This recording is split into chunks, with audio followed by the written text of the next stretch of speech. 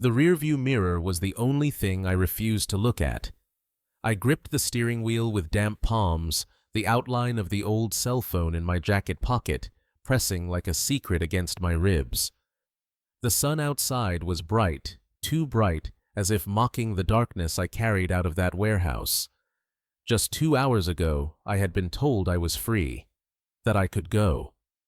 But the way he said it, with that cold surgical tone, made it clear freedom was conditional, fragile, breakable, like silence. If a single word comes out of your mouth, your whole family will pay. That was the last thing I heard before the door creaked shut behind me. And yet even now, even with the weight of the envelope full of cash and the trembling sense of escape, I couldn't forget the table, the one where it all began. A long wooden plank under a hanging lamp where I first saw the map. Not a tourist map, not a GPS, but La Ruta de Oro, the golden artery of the CJNG. A living, breathing organism stretched across the country in 3 colors: green, yellow, red. Green meant safe, yellow meant bribes, red meant death. Back then I thought I was just managing accounts, checking numbers. But every figure I logged, every report I filed, fed that map, fueling a machine that moved more than just drugs. It moved people, fates, lives. And now it was letting me go. But only barely. The first time I heard his voice, I was in a safe house, double-checking totals from a cross-state delivery. The radio crackled, then fell silent, like even the static was scared. Then, a calm, firm voice came through. Measured, precise. No wasted words. El Mencho. Until that moment, he had been a myth, a whispered name, a ghost. But when he spoke, even the engineer, our calm, methodical boss, stood upright and froze like a soldier before a general.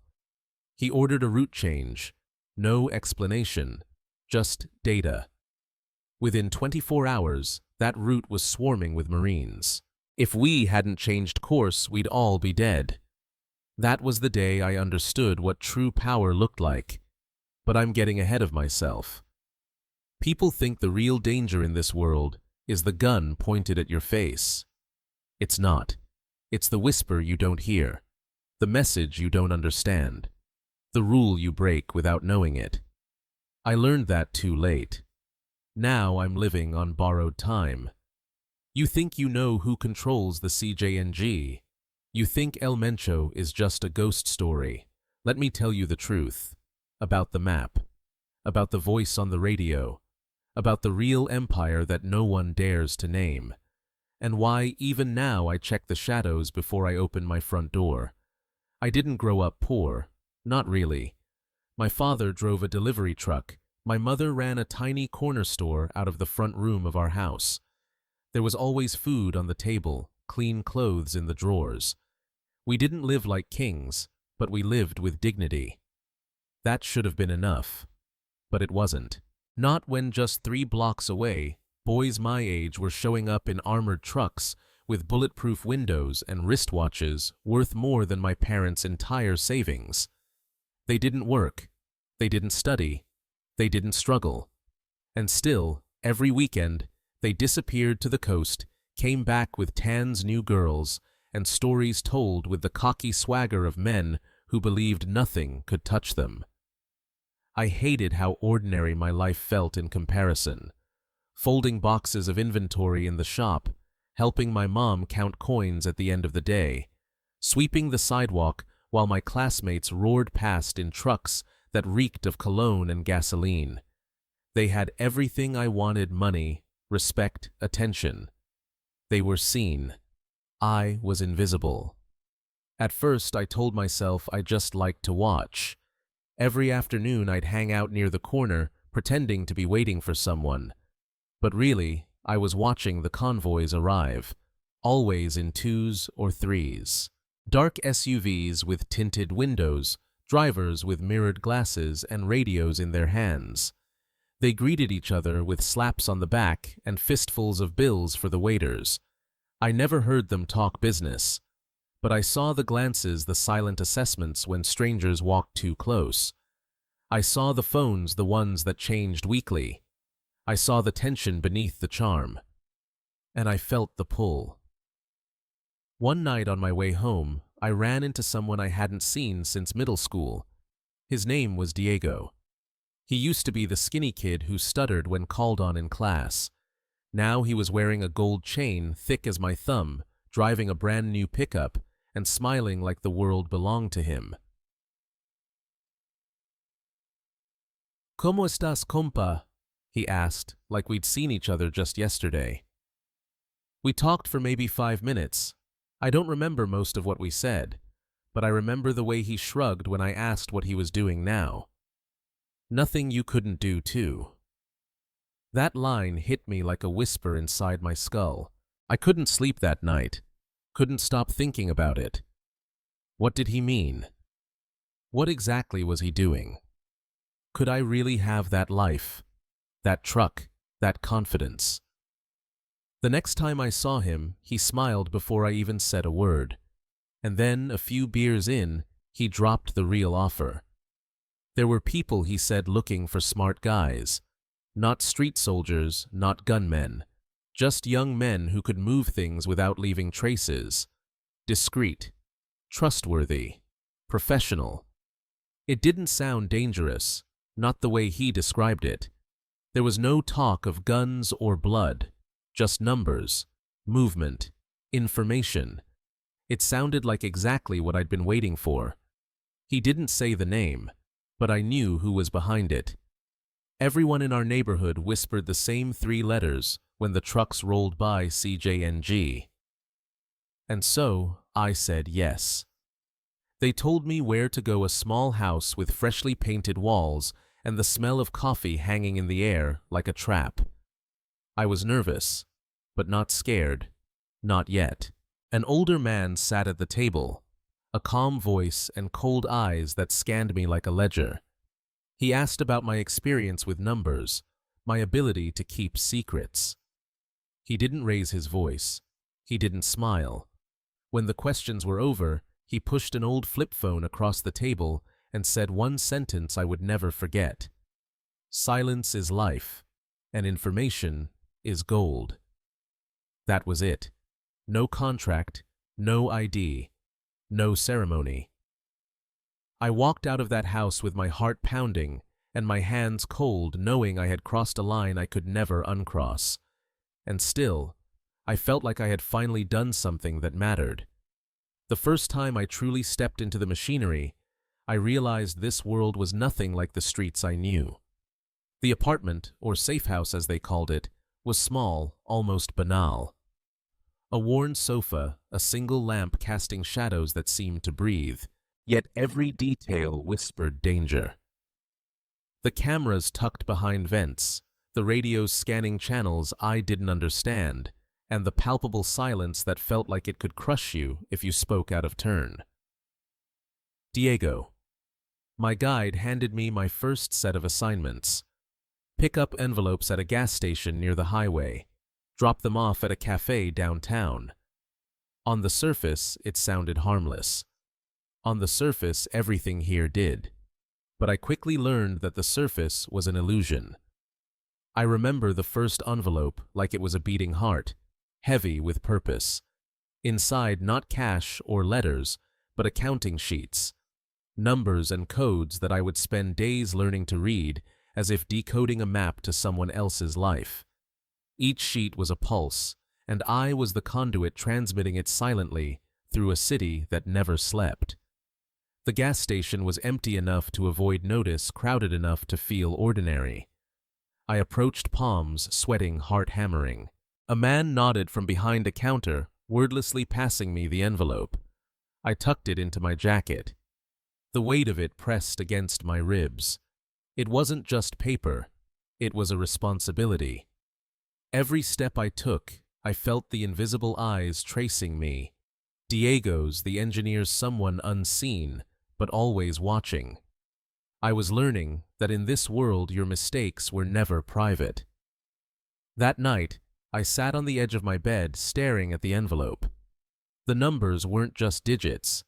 They were threads connecting people I had never met, to fortunes I would never touch, to lives I could disrupt with a single misstep.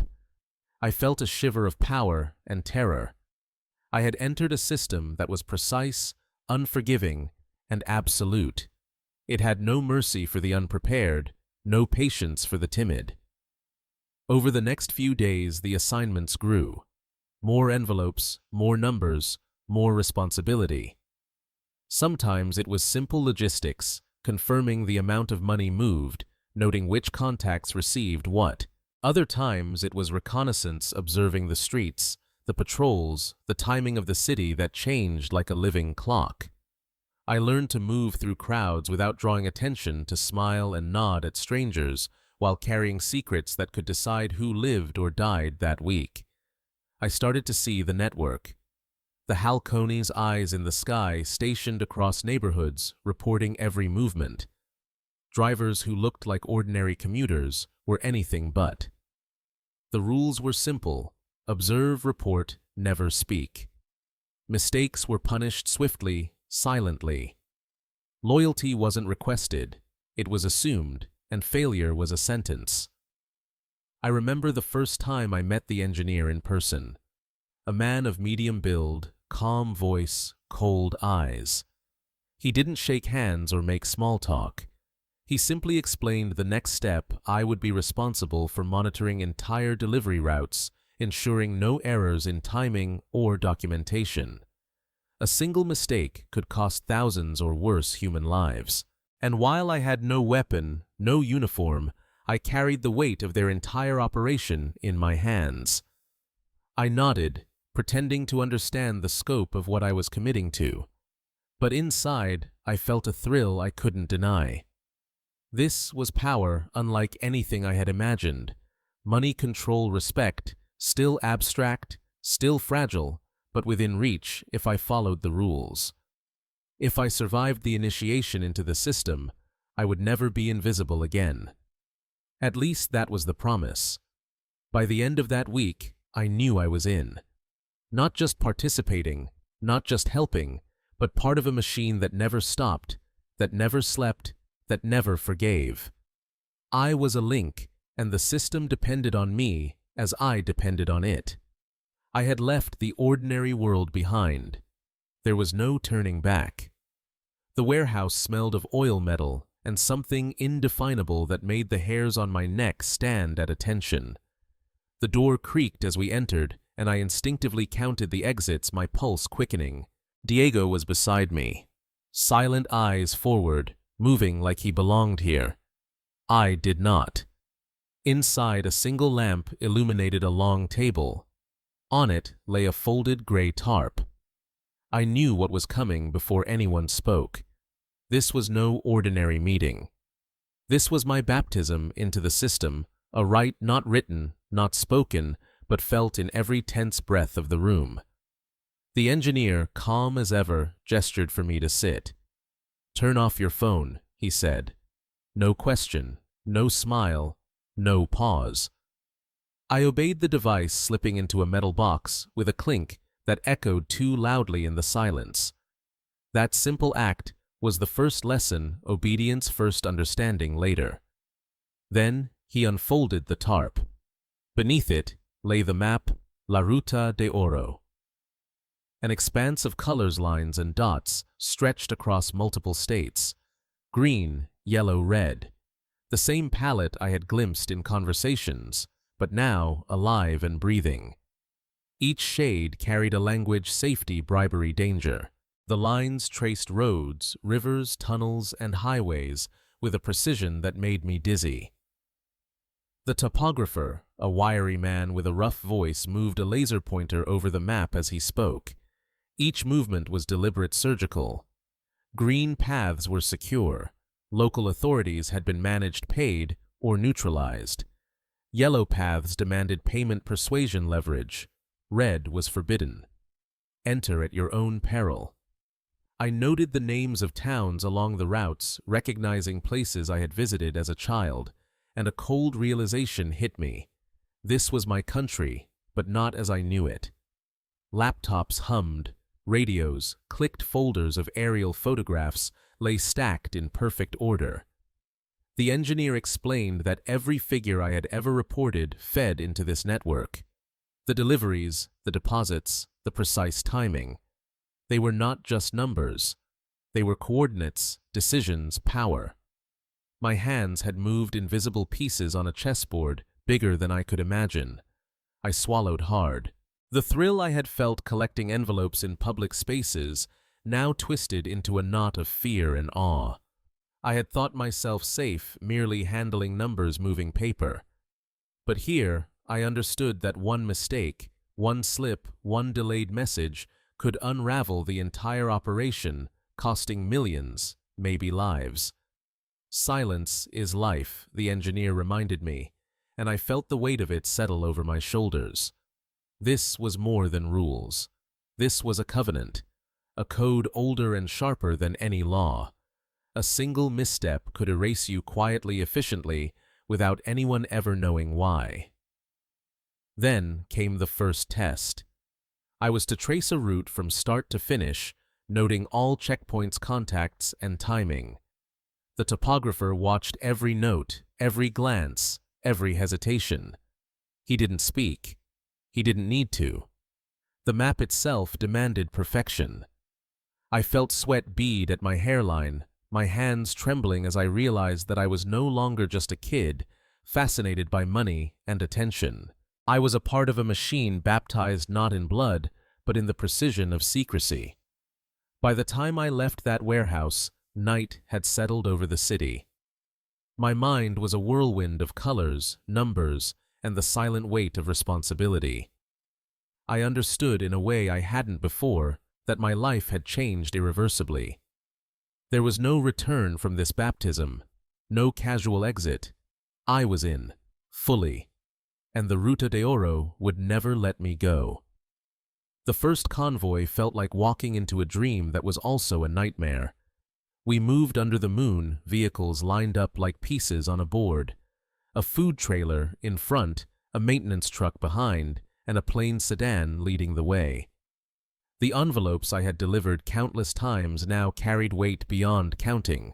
Coordinates, payments, confirmations, all flowing through my hands into this silent artery of power. Every intersection was a test. Every glance from a passing car, a flicker of headlights made my pulse spike.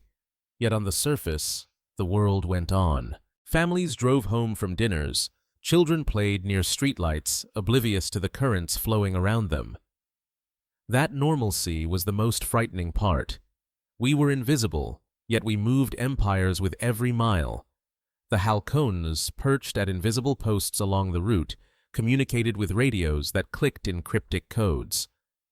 Águila en posición. Ruta limpia. Nube confirma. Those words repeated with machine-like precision were the keys that unlocked our passage. I began to understand that the envelopes I carried were not just numbers, they were decisions, possibilities, consequences. At the first checkpoint, a municipal officer waved us through. Papers, barely glanced at smiles exchanged like old acquaintances. It took all my strength not to twitch, not to let fear betray me. I could feel the tension in Diego's jaw, see it reflected in the engineer's stoic face through the rearview mirror. One wrong move, one delayed signal, and the entire caravan could have been stopped, or worse. By the third hour, the rhythm of the convoy became almost hypnotic. My fear transformed into a strange clarity. I saw patterns I hadn't noticed before, timing between vehicles, the spacing of the halcones, the precise intervals of check-ins. I began to move as if guided by the system itself. My hands, my eyes, my mind, they were all instruments tuned to the same frequency of secrecy and risk. And then we reached the overlook, a hill where the city lights sprawled below like a sea of gold. Diego pulled over and lit a cigarette smoke curling upward. "This is only the beginning," he said, exhaling slowly. "Do it right, and in less than a year you'll have whatever you want." Trucks, trips, respect. The temptation was intoxicating. I could see it all laid out in my mind like a map I wanted to conquer. But the thrill was inseparable from the dread. I thought of my mother waiting at home, unaware that I was no longer a boy delivering groceries. Every envelope, every mile, was a silent betrayal, a step further into a world I could never leave unscathed. I realized then that money came cheap, but the price, the invisible cost, was measured in fear, vigilance, and the constant awareness that one misstep could erase everything. Returning home that night, I sat in my small bedroom. The envelopes now empty on my desk. My hands were still trembling, though my face betrayed nothing.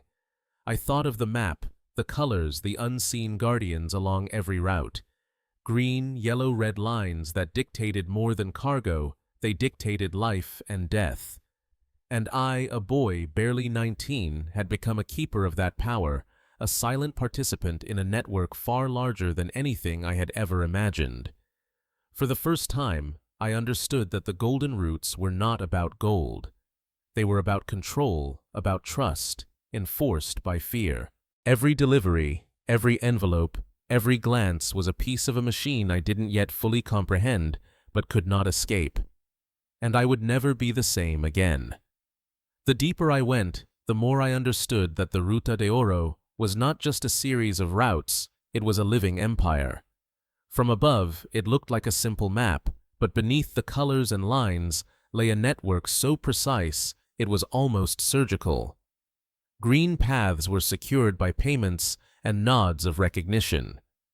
Yellow paths were policed by bribes, subtle persuasion, and invisible agreements. Red paths marked territories no one dared enter, and all of it was overseen by men and women whose faces I would never fully know. I met the engineer again, this time in a room filled with computers and maps, each screen displaying real-time movements. Vehicles shifted like chess pieces timed to the second. Every handoff, every delivery, every contact I had, once considered trivial, now made sense. My daily logs. The numbers I had entered blindly had become coordinates, decisions that dictated who lived, who moved, who earned, who paid. I was no longer an observer. I was a cog turning the wheels of this silent machine. The guardians or halcones were everywhere, yet invisible. A shopkeeper in the corner smiled at passers-by, unaware that behind his counter he monitored the timing of shipments. A taxi driver acted as though he were on a mundane route, while his eyes scanned roads I had once feared to traverse. Even local police officers played a part, exchanging signals that meant nothing to outsiders, but everything to us. Each guardian received payment always on time, their loyalty enforced with both money and threat. One night, I followed a convoy along a route I had previously handled only on paper. It stretched across 3 states, each mile a lesson in obedience and control. I watched as the vehicles moved seamlessly, passing checkpoints where officials glanced briefly at the documents, nodded, and waved them on. The precision was dizzying. The system was invisible, yet it pulsed with life, every individual contributing to a perfect rhythm of risk and reward. I began to see the empire in action, not as a series of deliveries, but as a network of trust and fear. The engineer explained that even the tiniest mistake, an envelope delayed or a signal misread, could collapse the operation. And if it did, someone would pay. Someone always did. I realized that I was not handling mere logistics. I was managing potential chaos, playing with lives I would never meet yet, whose fates were tied to my decisions. And then there was Mencho. Not the man himself, not yet. Just the knowledge that all of this, every color, every path, every guardian, ultimately answered to him. His presence was everywhere and nowhere. One call, one command could redirect a convoy, save or condemn millions. The voice on the radio was calm, detached, precise. He did not raise his voice. He did not threaten with guns. And yet, The weight of his authority was absolute. In those weeks, I learned the terrifying truth: power was not always visible.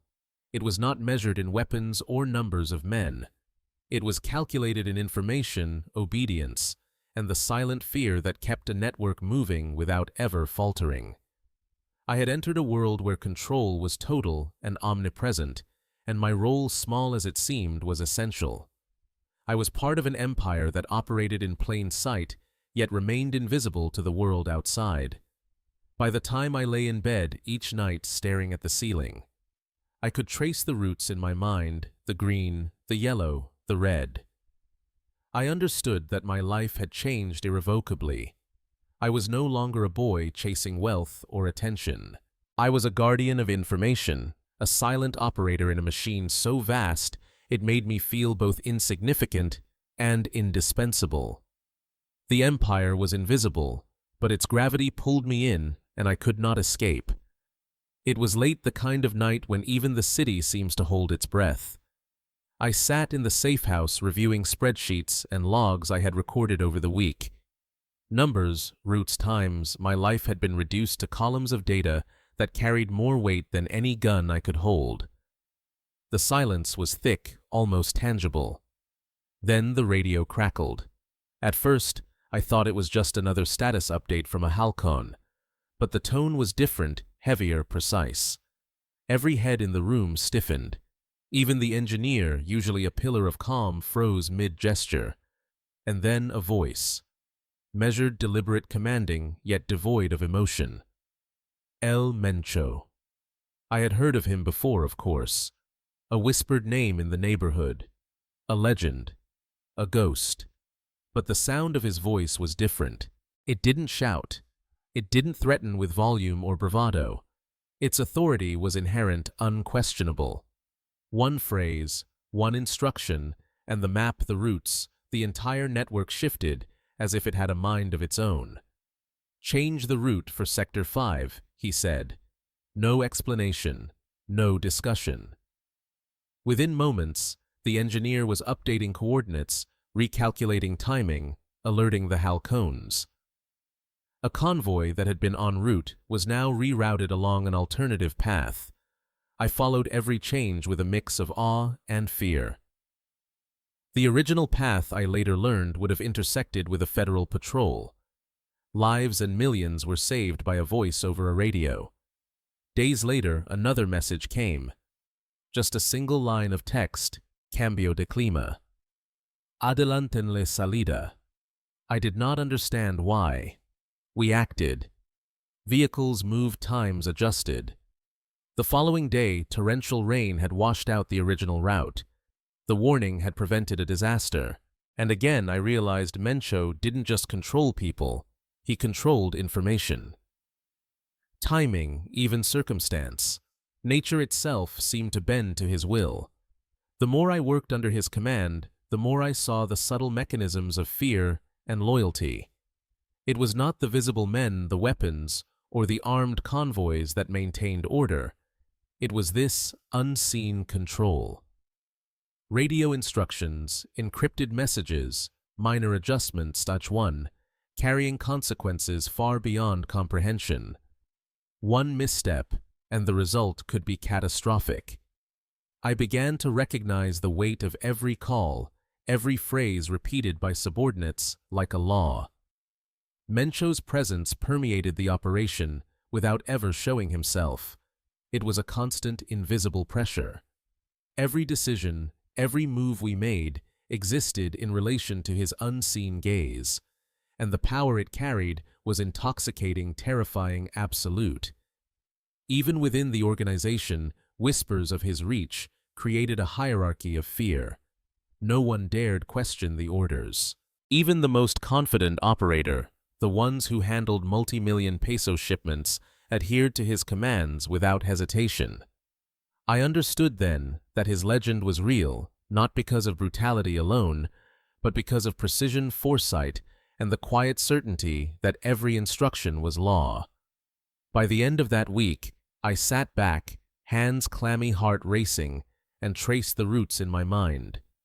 I could almost hear the hum of radios, the whispered codes, the shifting patterns across towns and highways.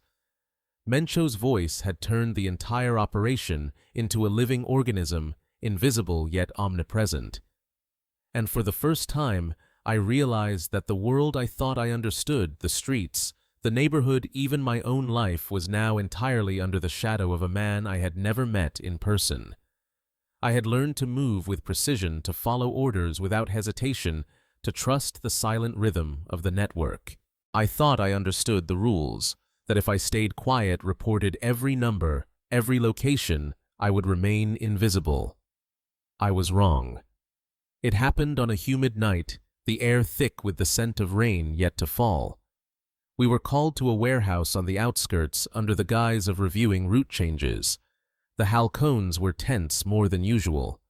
Their eyes flickered like nervous lights scanning the darkness.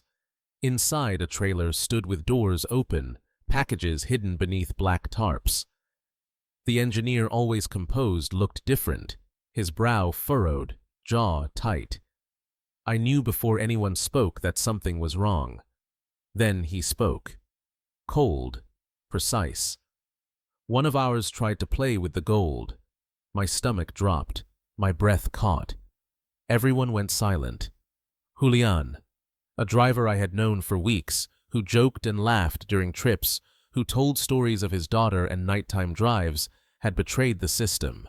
He had attempted to divert part of the cargo hiding packages along a secondary route. A halcon had noticed a delay, triggering a chain reaction of inspections and surprise checks. Within minutes, the trap was discovered. 2 men dragged Julian to the center of the room. His eyes pleaded, searching for mercy. I wanted to look away, but that too would have been noted. Obedience demanded attention. One guard pressed a hand over his mouth. Another motioned silently. Then he was gone behind the trailer doors. No gunshots.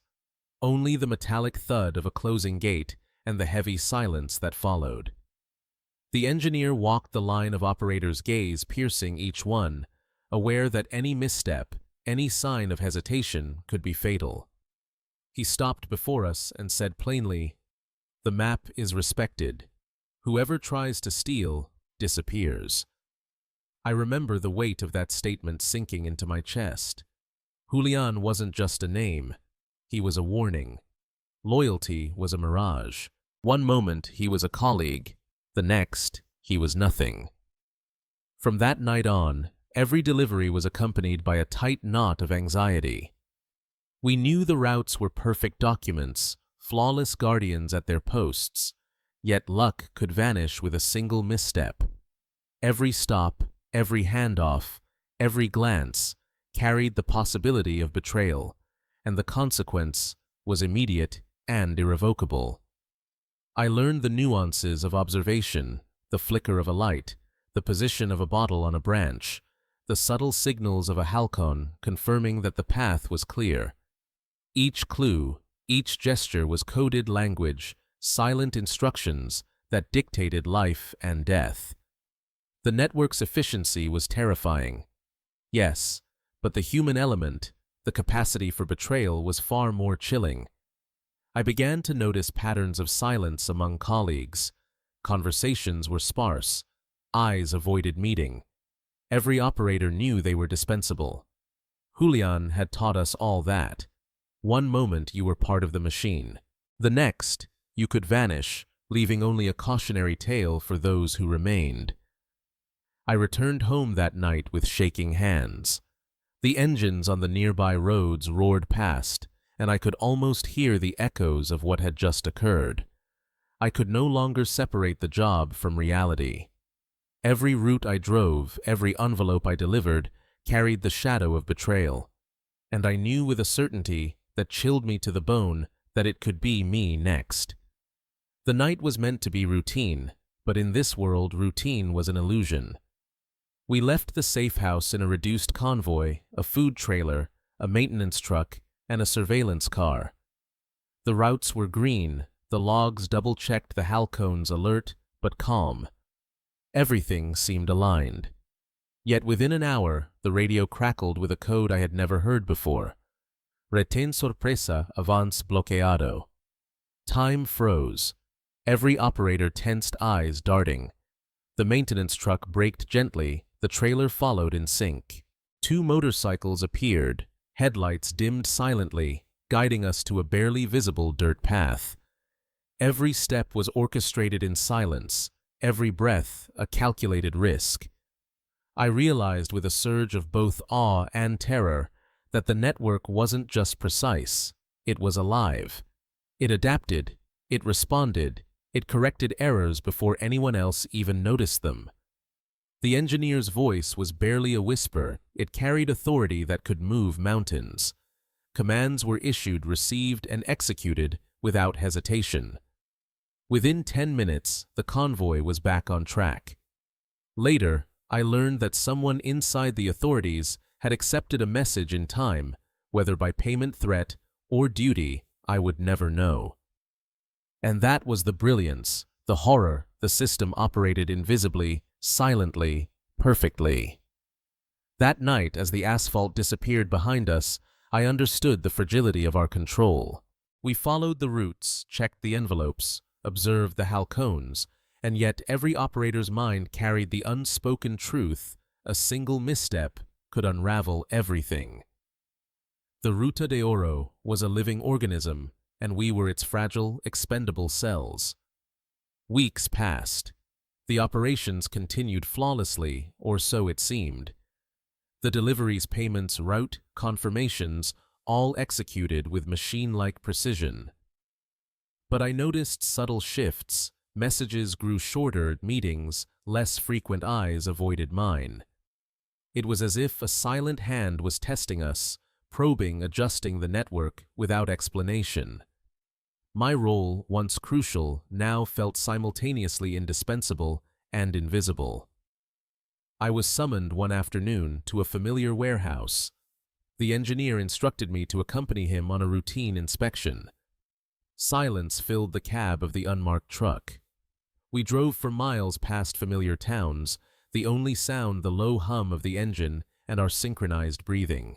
At the warehouse, only 2 others awaited: a trusted halcon and a man I had never met. On a plastic table rested a closed folder. The engineer opened it slowly, scanning the pages, then looked at me with an expression I could not decipher.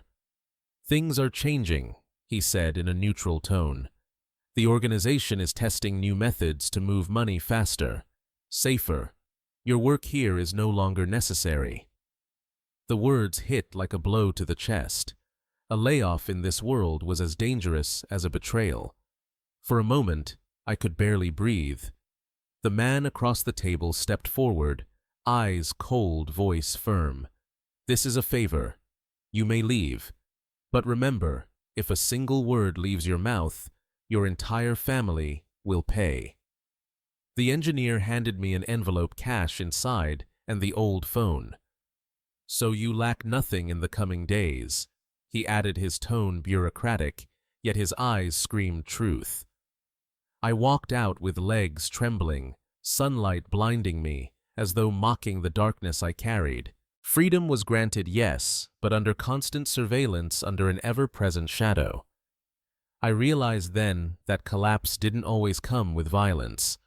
Sometimes it arrived as silence, as invisibility, as a subtle reallocation of power. And though I survived, I carried the knowledge that at any moment the empire could claim me or my family. Every mile I had driven, every envelope I had delivered, every number I had logged, now weighed heavier than ever.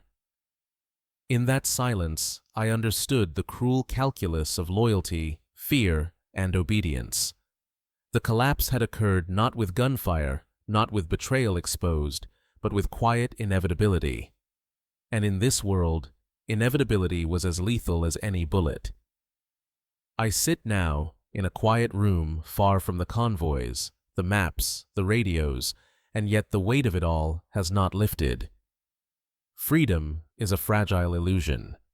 Every step I take, every glance I throw over my shoulder carries the echo of a life I can never truly leave behind. The envelopes, the routes, the numbers, They may have faded from my daily routine, but their memory haunts me. When they told me I was no longer needed, I felt relief. For a fleeting moment, I imagined returning to an ordinary life, simple and predictable. But the old phone, the envelope of cash, the cold warning from the engineer reminded me that liberty in this world is conditional. One word, one slip, and the consequences would be devastating, not for me, but for those I loved. My family, my closest friends, anyone tied to me were now as much a part of the empire as I had been. I've thought often about the choices I made. At 19, chasing wealth and respect, I believed I could control my destiny. I thought the path was temporary, a brief descent into darkness for the promise of light at the end. I was wrong. Each decision I made, each envelope I delivered, each route I verified bound me further. I was complicit. Every green line I traced, every yellow corridor I confirmed, every red warning I avoided, they were condemnations disguised as logistics. And yet, I learned. I learned the cost of ambition, the fragility of loyalty, and the terrifying power of silence.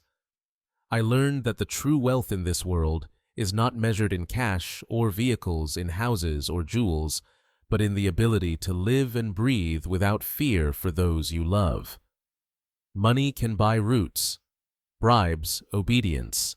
It cannot buy peace. It cannot buy a safe night of sleep. The lessons of the Ruta de Oro haunt me. They are a constant reminder that the empire is invisible yet omnipresent. Its power is not in weapons or armies, but in information coordination and the silent threat that underpins every movement. El Mencho rarely appeared yet. His voice, his presence through intermediaries, dictated the rhythm of life and death. It was a mastery of control that extended beyond fear. It was precision, foresight, and inevitability. I confess all of this not for redemption nor for notoriety. I confess to warn. To anyone who believes the allure of fast money and respect outweighs consequence, it does not. The first envelope, the first route, the first decision, it seems harmless. But every action has a ripple effect. Each choice leads further into a network from which there is no unbinding. I survived, and my family remains intact, yet I live with a shadow that never lifts. Every unknown number, every parked car, every stranger walking too close reminds me that the price of silence is paid every day. And I know that somewhere, someone is still moving through the routes I once tracked. Someone still governed by unseen voices, by invisible lines on a map, by the relentless demands of a machine that never stops. The true gold was never in the cargo, the trailers, or the envelopes. It was in the silence, the obedience, the fear, the invisible bonds that held the empire together. And it is in understanding that nothing in this world, no wealth, no respect, no thrill, can ever replace the simple, unthreatened embrace of a loved one at the end of the day. If there is one truth I can leave behind, it is this: the empire exists, and it is all around you unseen. And if you value your life and the lives of those you love, never take the first step I took. Silence, vigilance, and prudence are the only treasures that matter.